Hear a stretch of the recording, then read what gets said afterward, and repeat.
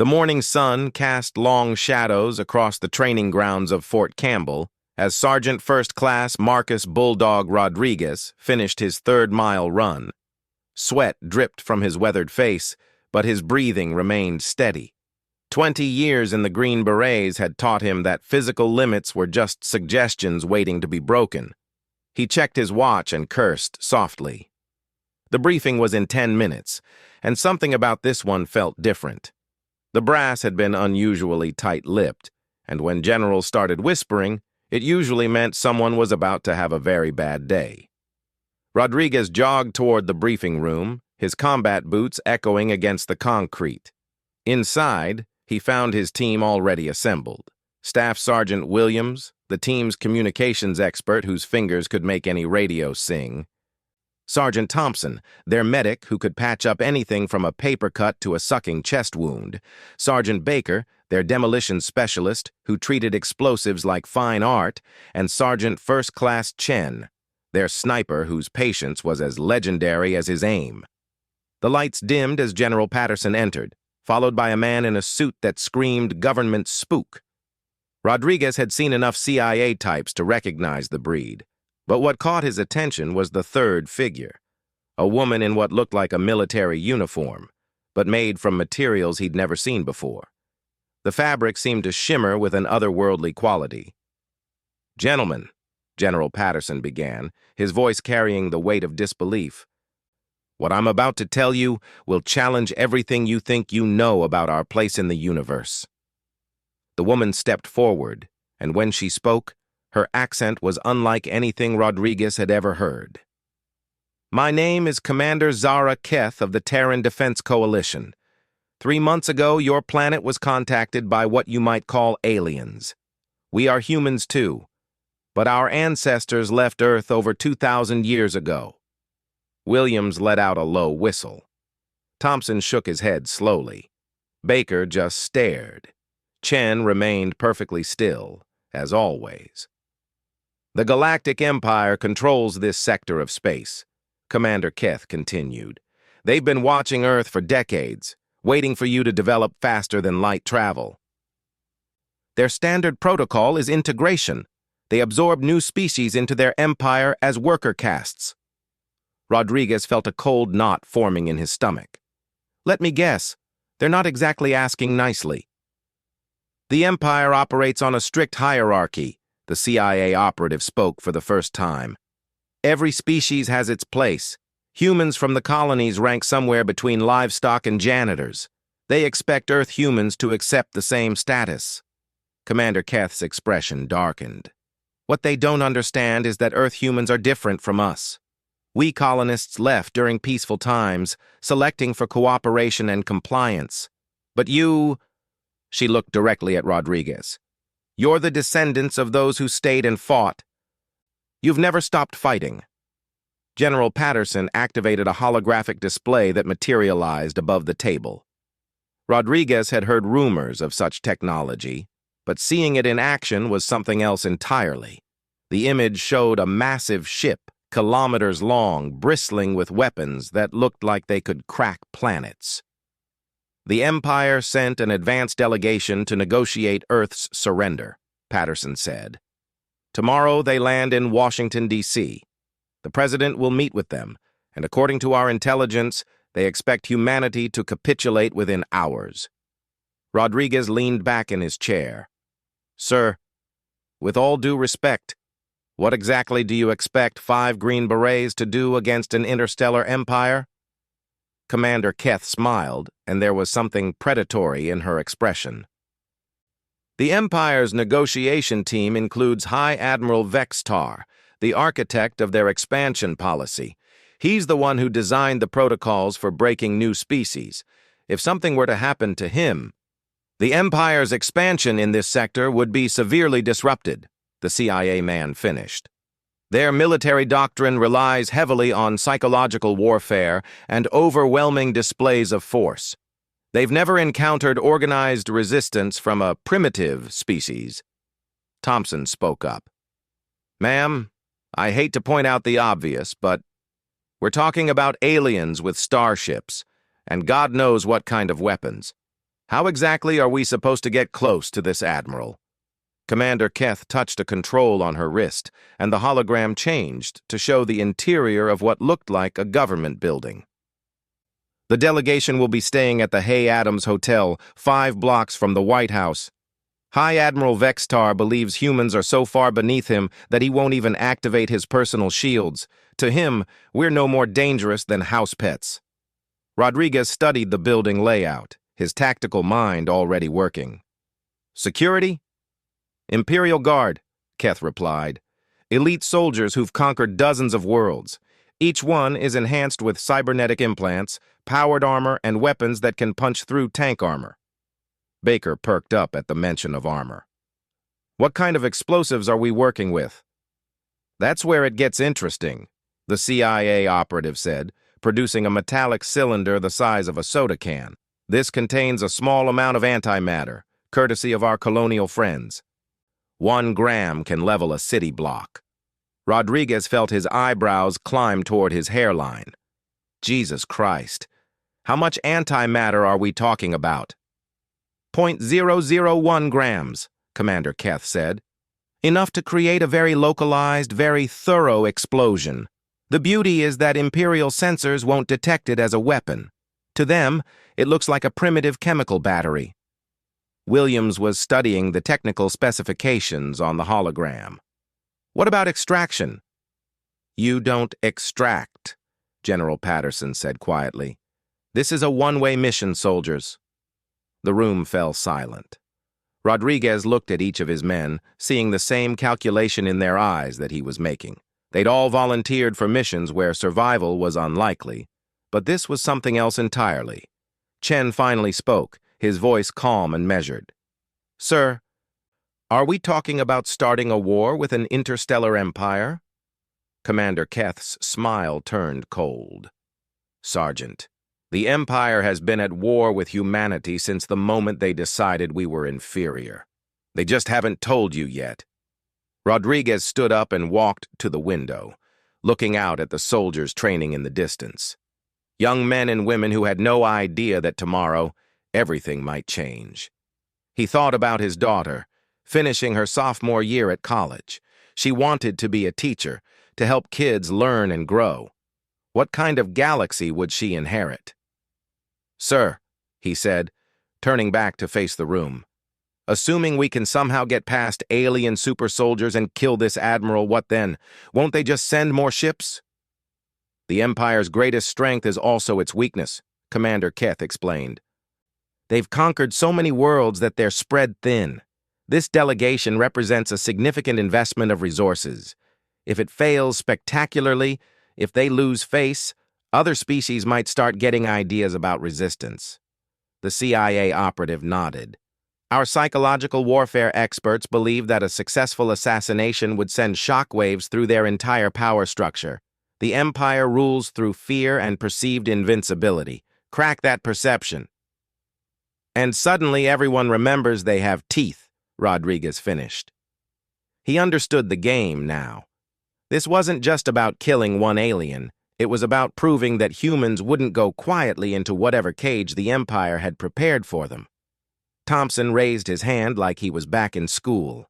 Doc, I have to ask, what makes you so sure we can pull this off? These Imperial Guards have conquered dozens of worlds, and we're talking about 5 guys with small arms. Commander Keth's expression grew serious. Because you're Green Berets. Do you know what your reputation is among the colonial worlds? You're the soldiers who fought a guerrilla war against the most powerful military in your planet's history and won. You're the ones who've spent the last century perfecting the art of making the impossible look easy.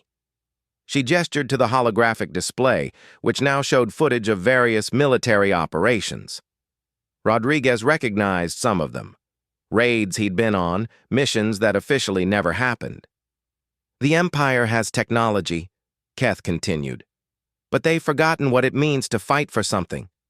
Their soldiers are enhanced, but they're also predictable. They follow protocols designed for conquering primitives who throw rocks and surrender after the first orbital bombardment. Rodriguez felt something stirring in his chest, the same feeling he'd had before every mission that mattered. It was fear, sure, but it was also something else. The quiet satisfaction of knowing that someone, somewhere, had made a very serious mistake. "What's the timeline?" he asked. General Patterson checked his watch. "The delegation lands at Andrews Air Force Base at 1400 hours tomorrow. They'll transfer to the hotel by 1700. The actual negotiations begin the following morning." Rodriguez nodded. 18 hours to prepare for a mission that would either save humanity or get them all killed trying. He'd worked with worse odds, but not by much. "Sir," he said, coming to attention, "my team and I need to discuss this." Patterson nodded. "You have 1 hour. But gentlemen, I want you to understand something. This isn't just about following orders. This is about choosing what kind of species we want to be. Do we kneel, or do we fight?" After the brass left, the 5 soldiers sat in silence for several minutes. Finally, William spoke up. "Well, this is either the most important mission in human history or the most elaborate suicide pact ever conceived." Baker was already examining the antimatter device, his eyes bright with professional interest. "You have to admire the elegance. One tiny explosion, and we either save the world or blow ourselves into subatomic particles." Chen, ever practical, was studying the building schematics. "Assuming we agree to do this, we'll need to get inside the hotel, past Imperial security, close enough to this admiral to plant the device, and then—" He shrugged. "And then we die gloriously for God and country," Thompson added with a bitter laugh. "My kids are going to think I was killed in a training accident." Rodriguez looked at each of his men, soldiers he'd served with for years, men whose courage he'd never questioned. But this was bigger than courage. This was about legacy, about the kind of galaxy their children would inherit. "I won't order any of you to do this," he said finally. "This is volunteer only. Anyone who wants out can walk away right now. No questions asked, no judgment." Nobody moved. Williams grinned. "Skip, after 20 years of fighting other people's wars, it might be nice to fight one that actually matters." Baker was still playing with the antimatter device.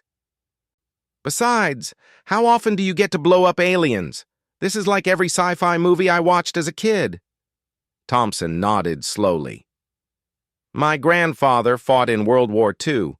He always said the hardest part wasn't facing the enemy. It was living with yourself if you didn't fight when it mattered." Chen simply said, "I'm in."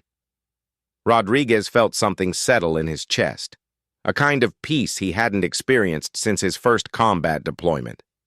This was what they'd trained for their entire careers, even if they'd never known it. "All right then," he said, standing up. "Let's go save the human race. And gentlemen," he grinned, "let's make sure the Empire learns why you never mess with Green Berets."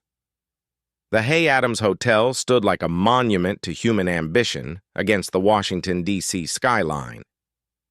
Rodriguez crouched on the rooftop of an adjacent building, watching through high-powered binoculars as the Imperial delegation's transport vehicles arrived. The vehicles themselves looked wrong somehow, too smooth, too quiet, like someone had taken the concept of a car and rebuilt it from pure mathematics. "Jesus Christ," Williams whispered beside him. "Are those things even touching the ground?" Rodriguez adjusted his focus and confirmed what his brain had been refusing to process. The vehicles hovered 6 inches above the asphalt, moving with an eerie silence that made his skin crawl. But it was the passengers emerging from the vehicles that really got his attention. The Imperial Guards were 7 feet tall and moved with mechanical precision. Their armor was matte black and seemed to absorb light rather than reflect it. Each guard carried a weapon that looked like a cross between a rifle and a piece of modern art, all flowing lines and glowing energy conduits. "Thompson, you getting all this?" Rodriguez subvocalized into his throat mic. "Copy that, Bulldog. I'm recording everything from the surveillance post." Thompson's voice crackled through their encrypted comms from his position in the hotel's ventilation system. "These guards move like machines. But there's something else. They're scanning constantly. Their helmet sensors are sweeping back and forth like radar dishes. Rodriguez watched as the main attraction emerged from the central vehicle. High Admiral Vextar looked almost disappointingly normal from a distance, if you ignored the fact that his skin had a blue-gray tint and his proportions were just slightly off. He was tall, maybe 6.5 feet, and moved with the fluid confidence of someone who had never encountered a problem he couldn't solve with overwhelming force. "Target acquired." Chen's voice was barely audible through the comms. The sniper was positioned 3 blocks away, his rifle trained on the hotel entrance. "I've got a clear shot on the primary target." "Negative," Rodriguez replied immediately. "We stick to the plan. A bullet won't send the message we need to send." Baker's voice came through from his position in the hotel's basement. "Charges are set on the support columns. Skip, if this goes sideways, I can bring the whole building down." Rodriguez felt a grim satisfaction. If they failed to get close to the Admiral, they could at least ensure he didn't leave the building alive. It wouldn't be as clean or as symbolic as the planned assassination, but dead was dead. "All right, listen up," Rodriguez said. "Williams, you and Chen maintain overwatch. Thompson, start moving toward the target floor. Baker, hold position until my signal. I'm going in." Rodriguez had spent the last 18 hours studying every detail of the hotel's layout, security protocols, and staff schedules. Commander Keth had provided intelligence that the Imperial delegation would occupy the entire top floor, with the Admiral taking the presidential suite. The Empire's arrogance worked in their favor. They hadn't bothered to coordinate with human security beyond issuing demands for minimal interference. He entered through the service entrance, wearing stolen maintenance coveralls and carrying a toolbox that contained enough weapons to outfit a small army. His pulse was steady, his mind focused. This was just another mission, he told himself, ignoring the small voice in his head that pointed out the stakes. The hotel's interior was buzzing with activity. Staff members hurried through corridors, their faces showing the strain of accommodating guests who treated them like animated furniture. Rodriguez had read the briefings about how the Empire treated inferior species, but seeing it firsthand sent a cold anger through his veins. He took the service elevator to the 15th floor, 2 floors below the target. The plan was simple in concept, suicidal in execution. Thompson had already disabled the security cameras in the stairwells, giving Rodriguez a narrow window to reach the 17th floor undetected. "Bulldog, you've got company." Williams's voice crackled through his earpiece. 2 guards just entered the stairwell from the 16th floor. They're heading your way." Rodriguez pressed himself against the wall, hand moving instinctively to his sidearm, before he remembered that conventional weapons were useless against Imperial armor. Instead, he reached for the small device Baker had given him, a localized EMP generator that might disrupt their electronics long enough for him to get past. The footsteps on the stairs were eerily regular, like mechanical clockwork. Rodriguez held his breath as 2 Imperial guards rounded the corner, their helmets scanning back and forth with soft, whirring sounds. The guards stopped directly in front of his hiding spot. Rodriguez's training took over. He activated the EMP device and rolled sideways as the guards' helmets sparked and went dark. For 3 seconds, they were blind. Rodriguez used those seconds to slip past them and sprint up the stairs, taking them 3 at a time. Behind him, he heard the guards' equipment coming back online, followed by harsh alien voices speaking in rapid, musical tones. They'd know someone had been there, but hopefully not who or where he was going. "Thompson, status report," he whispered as he reached the 17th floor. "I'm in the ventilation system above the Admiral's suite. The target is in the main room with 2 advisors and 4 guards. They're discussing something called integration protocols. Skip, you need to hear this." Rodriguez paused at the stairwell door, listening as Thompson relayed what he was hearing through the hotel's air ducts. "The Admiral is explaining how they broke the last 3 species they absorbed. Something about identifying cultural leaders and making examples of them. He's got photographs, Skip, pictures of what they did to anyone who resisted. Rodriguez felt his jaw clench. He'd seen enough war crimes in his career to know what making examples usually meant. The cold anger in his chest flared into something hotter, more focused. Copy that. Maintain position and prepare for extraction. Skip, there's something else. They're not just here to negotiate. This is a recruitment mission. They're looking for humans to serve in their military as enforcers for other species. They want to turn us into their attack dogs. Rodriguez closed his eyes for a moment, thinking of every young soldier he'd ever trained, every bright-eyed recruit who'd trusted him to make them into protectors of the innocent. The Empire wanted to corrupt that, to turn humanity's greatest strength into a tool for oppressing others. New plan, he said softly. We send a message that can't be misunderstood. Rodriguez opened the stairwell door and stepped into the corridor. The 17th floor looked like it had been transported from another world. The walls were covered in some kind of adaptive material that shifted patterns and colors as he moved. Soft, alien music drifted through speakers hidden in the ceiling. 2 Imperial guards flanked the entrance to the presidential suite. They turned toward him as he approached, their weapons powering up with an ominous humming sound. Rodriguez raised his hands, letting his toolbox clatter to the floor. Maintenance, he said in his most submissive voice, had reports of electrical problems. One of the guards spoke in heavily accented English. You will leave. This area is restricted. Yes, sir. Absolutely, sir, Rodriguez said, backing away slowly. Just need to check one circuit breaker, then I'm gone. He knelt down to pick up his toolbox, using the motion to conceal his real purpose. The antimatter device was the size of a cell phone, and he pressed it against the wall next to the suite's entrance. Commander Keth had explained that the blast would be contained, but devastating, enough to eliminate everyone in the suite while leaving the rest of the building intact. I said leave, the guard repeated, raising his weapon. Going, Rodriguez said, retreating down the corridor. He reached the stairwell and keyed his radio. Package delivered. All units, extraction time is now. The next 60 seconds felt like an hour. Rodriguez raced down the stairs, taking them 4 at a time, while his team reported their own movements through the comms. Thompson is moving to extraction point Alpha. Chen is relocating to secondary position. Baker is ready to punch out.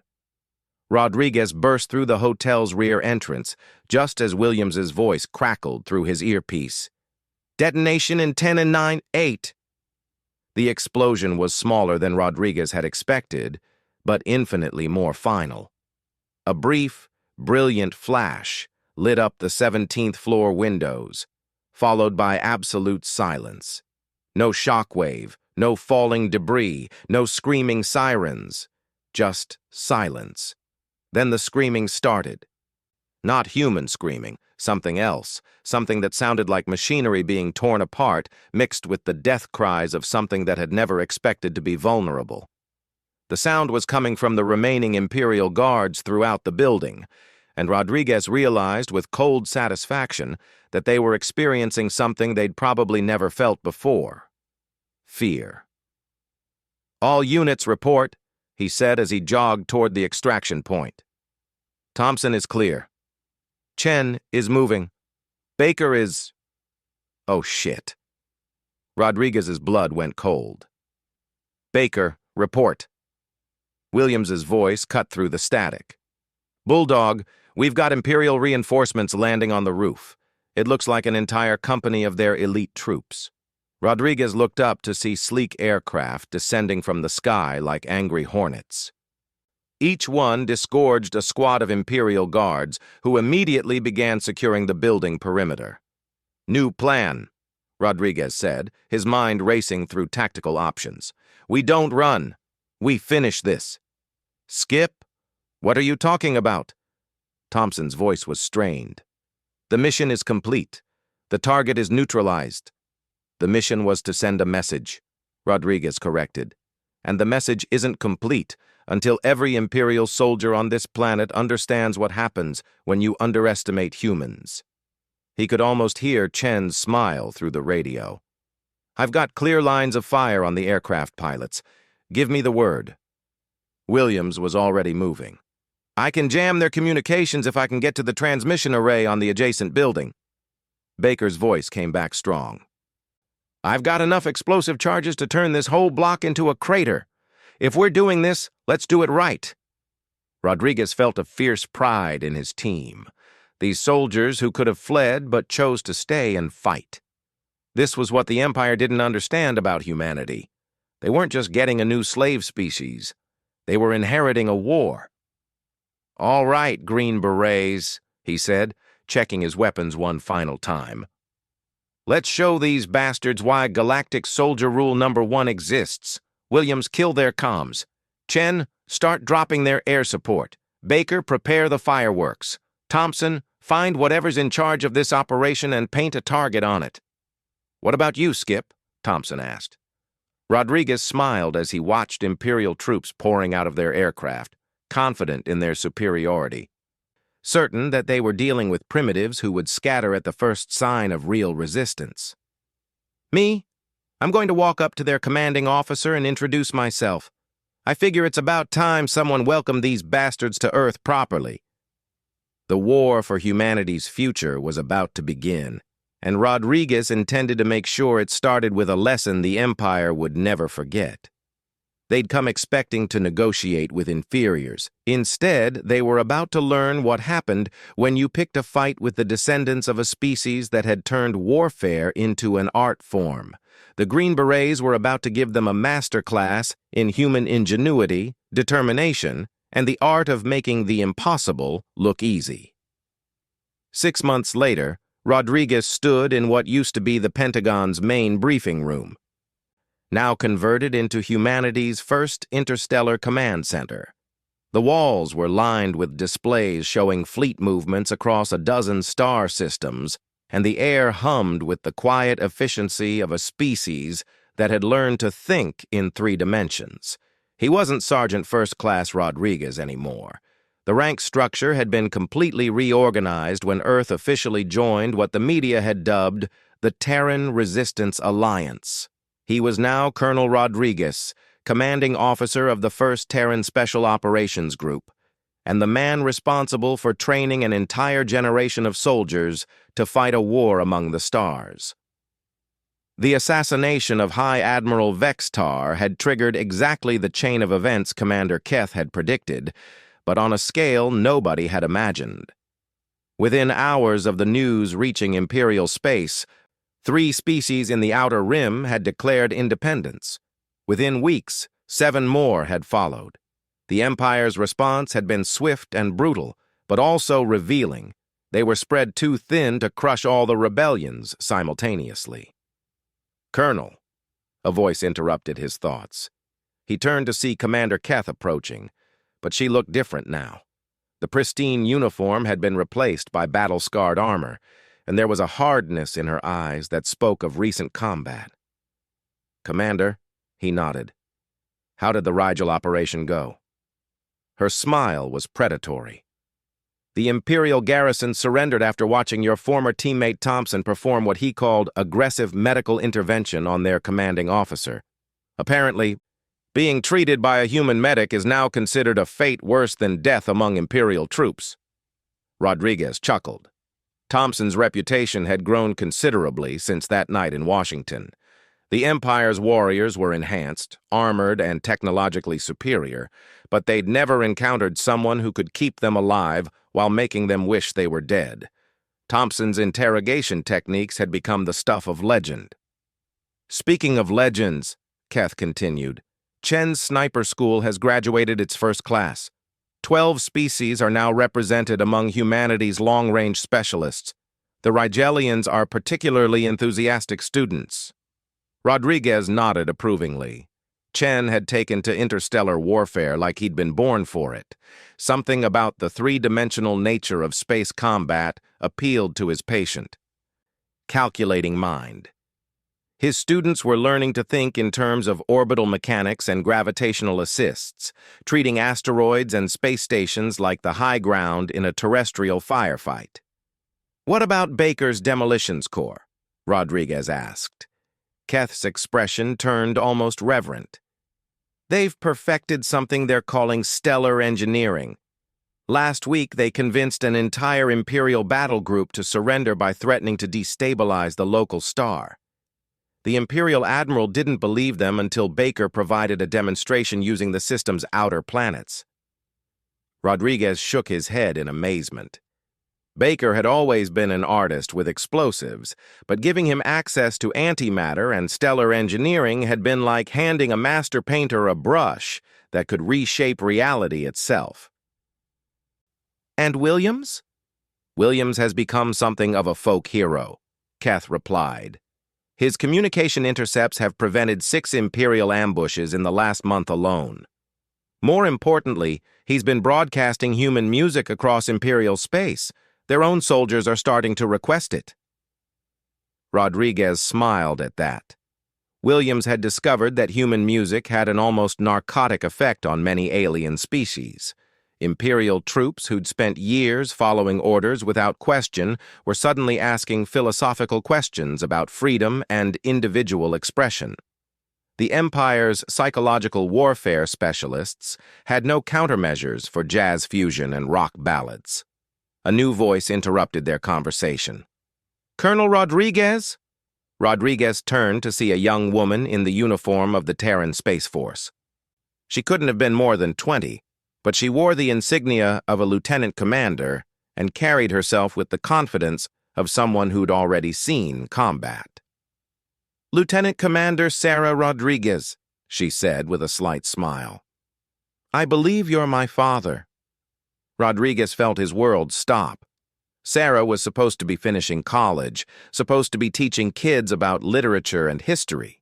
Instead, she was wearing the uniform of humanity's newest military branch and looking at him with eyes that had seen too much. "Dad," she said, more softly now, "I graduated early. Turns out there's not much demand for teachers when the entire species is at war." Rodriguez found his voice. "Sarah, what are you doing here? This is a military briefing." "I'm here because I command the 3rd Reconnaissance Squadron," she replied. 12 ships, 48 crew members, and a perfect record of successful deep space missions. I'm also here because General Patterson wants to brief you on Operation Prometheus." Rodriguez looked around the briefing room, suddenly noticing details he'd missed. The displays weren't just showing current fleet positions. They were showing planned movements deep into Imperial space. The scale of the operation was staggering. General Patterson entered the room, looking older, but somehow more energetic than Rodriguez remembered. Behind him walked a figure that made Rodriguez's breath catch. It was Baker, but not as Rodriguez remembered him. Baker now wore the uniform of a Terran admiral and carried himself with the bearing of someone who'd learned to think in terms of entire star systems. "Bulldog," Baker said with a grin. "Ready to blow up something really big?"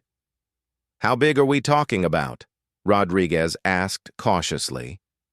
Patterson activated the room's main display, and Rodriguez found himself looking at a 3-dimensional map of the galaxy's core. Hundreds of star systems were highlighted in Imperial red, with thin lines connecting them in a complex web of supply routes and communication networks. "The Empire's capital system," Patterson said simply. 12 planets, 47 space stations, and the largest military installation in known space. Home to 8 billion Imperial citizens and the Overlord Council that's been oppressing the galaxy for the last 3,000 years. Rodriguez stared at the display, his tactical mind automatically calculating the impossibility of what Patterson was suggesting. "Sir, with respect, that's not a military target. That's a suicide mission wrapped around a war crime." "Which is exactly what they'll expect us to think," Baker interjected. "But Dad, what if we're not going there to destroy it? What if we're going there to steal it?" Rodriguez looked around the room, seeing expressions that suggested this wasn't a joke or a fantasy. These people were serious. Commander Keth stepped forward. "Colonel, the Empire's greatest weakness has always been their assumption that other species think like they do.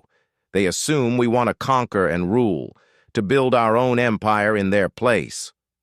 "Don't we?" Rodriguez asked. Sarah spoke up. "No, Dad. We want to go home, all of us. Humans, Rigelians, Centaurians, all the species that have been fighting this war. We want to go home and live our lives without someone else deciding our fate." Patterson nodded. "The plan is elegant in its simplicity. We don't destroy the Imperial capital. We disconnect it.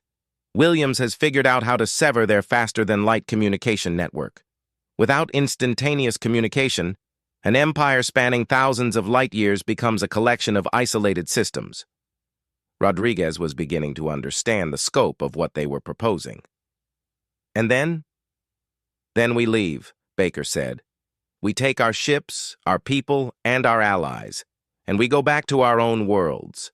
The Empire can keep existing if it wants, but it'll be reduced to whatever each individual system can manage on its own. Most of which will probably choose independence," Keth added. "It's hard to maintain an authoritarian government when your subjects can just leave for the next star system." Rodriguez studied the tactical display, his mind working through the logistics. It was insane, ambitious, and just crazy enough to work. More importantly, it was exactly the kind of operation that his team had been training for their entire careers. "What's my role in this?" he asked. Patterson smiled. "You're going to do what you do best, Bulldog. You're going to take a small team into an impossible situation and accomplish something that every expert says can't be done.